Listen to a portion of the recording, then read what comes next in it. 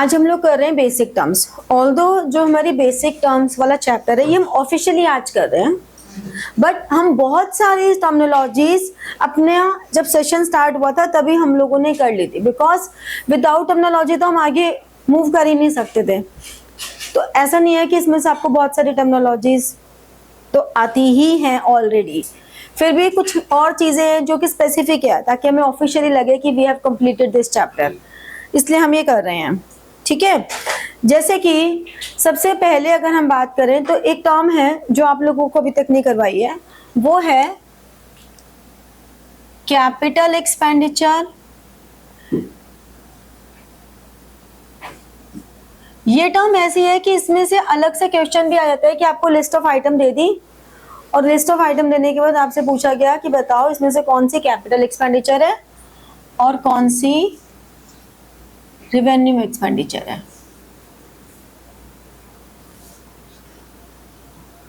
ठीक है, ये आपसे पूछा जाता है। तो कैपिटल एक्सपेंडिचर होता है हमेशा लॉन्ग टर्म पर्पस के लिए, जबकि revenue expenditure short term purpose के लिए होता है। Capital expenditure always for long term purpose, revenue expenditure always meant for short term purpose. Benefit of this expense, benefit of this expense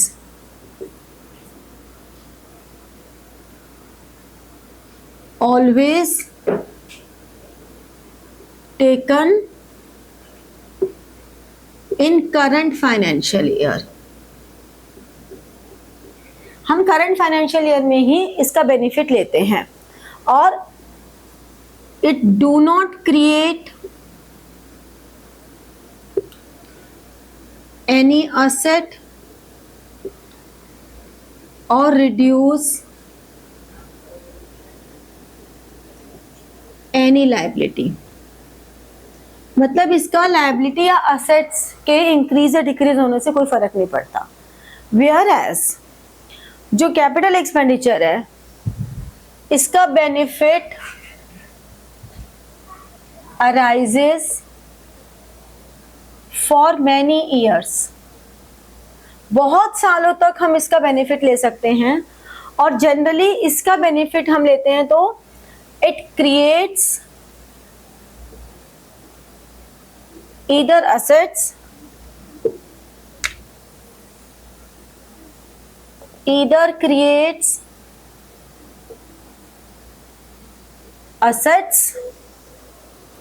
और reduces liability। इसके examples क्या होंगे,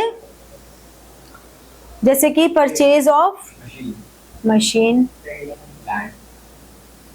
purchase of machine, building, furniture, ये सब हमारे capital expenditure है। जबकि ये wages paid, salary paid, electricity expense, ठीक है ना, ये सब। इसीलिए जब हम जर्नल एंट्रीज करते हैं तो हम क्या कहते हैं, wages paid for installation of machinery are treated as capital expenditure, not the revenue expenditure. ठीक है, expenditure incurred for installation of machinery, wages paid for freight charges paid for installation of machinery or associated with building, machinery, furniture, anything are treated as capital expenditure, they are not revenue expenditure। long term के freight charges होता है एक तरह से का transportation cost। ठीक है, इसी के साथ एक हमारी आती है deferred revenue expenditure. Deferred revenue expenditure is आपका जो फिक्टिशियस एसेट्स थे वो होती है। फिक्टिशियस एसेट्स ये होती मोर देन 1 ईयर है, ये हो मोर देन 1 ईयर है, लेकिन it can not be sold और परचेज्ड। भाई ये तो आप सेल परचेज कर सकते हो ना, इनको सेल परचेज नहीं होता। These are also called fictitious assets, क्योंकि ये असेट्स हैं जो कहीं हम we can not see, we can not touch, we can not sell, we can not purchase, but ये हमारे इकोनॉमिक प्रॉफिट्स को बढ़ाने में हेल्प करते हैं। For example advertisement expense, preliminary expense. तुम तो बड़े इंटेलिजेंट हो गए सारे।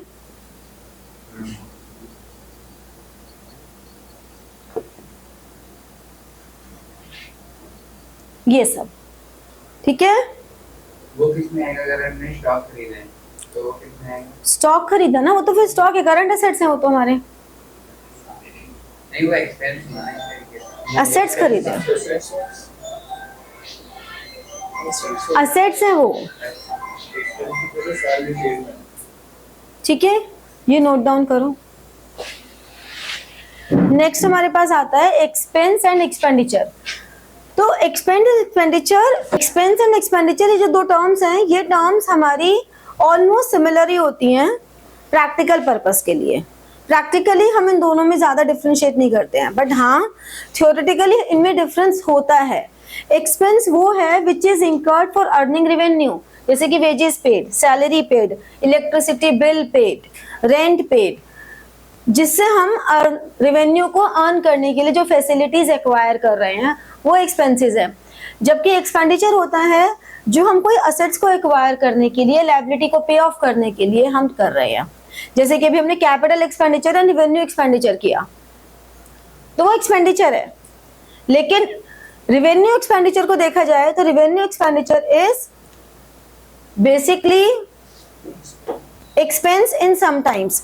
जैसे कि हम ये कहें कि हमने असेट्स का स्टॉक खरीदा, अभी उसने पूछा था स्टॉक खरीदा, अब हमने अगर रॉ मटेरियल खरीदा तो वो हमारा रेवेन्यू एक्सपेंडिचर है, क्योंकि उसका बेनिफिट हमें करंट ईयर में ही मिल रहा है, रेवेन्यू एक्सपेंडिचर है। लेकिन अगर हमने सैलरी पे की तो वो रेवेन्यू एक्सपेंडिचर भी है, बट वो एक्सपेंस भी है। समझ में आया डिफरेंस दोनों में क्या होता है? ऐसे ही आपका एक टर्म होती है गेन, एक होता है प्रॉफिट और एक होती है इनकम। तो गेन हमेशा नॉन रिकरिंग होता है। कोई भी असेट को जब हम सोल्ड करते हैं प्रॉफिट पे तो हम उसको प्रॉफिट नहीं बोलते, हम उसे गेन कहते हैं। जबकि प्रॉफिट हमारा, इनकम हमारा ओवरऑल होती है।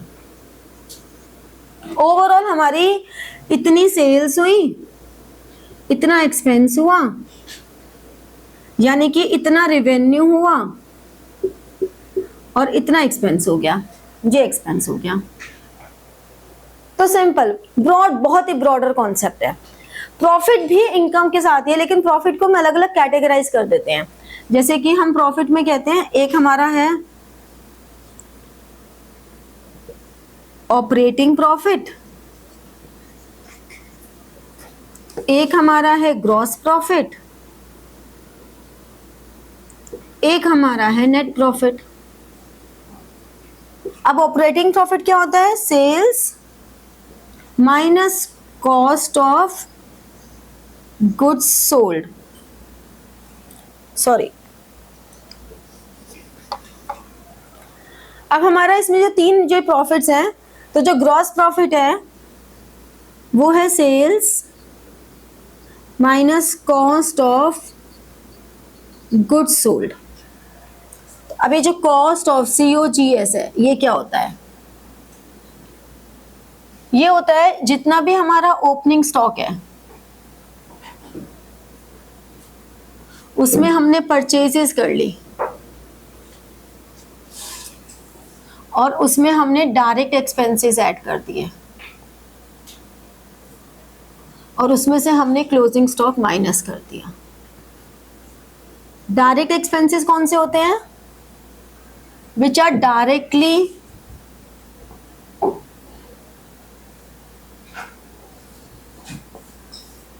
रिलेटेड टू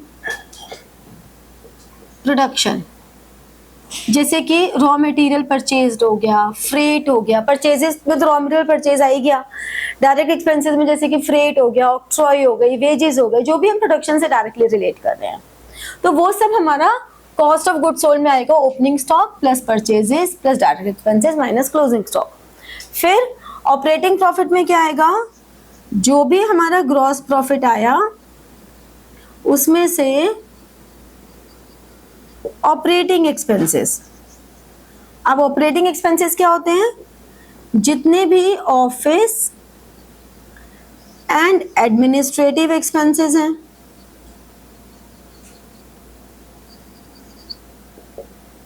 प्लस जितने भी सेलिंग एंड डिस्ट्रीब्यूशन, एडवर्टाइजमेंट हो गया, एडमिनिस्ट्रेटिव में स्टेशनरी परचेज हो गया, ठीक है ना, तो डिस्ट्रीब्यूशन एक्सपेंसेस हैं, और प्लस डेप्रिसिएशन, ये सब हमारा यहाँ आ गया, तो ऑपरेटिंग प्रॉफिट आ गया। और ऑपरेटिंग प्रॉफिट में से माइनस कर दिया non operating expenses plus other income, जिसको हम नॉन ऑपरेटिंग इनकम भी कह सकते हैं।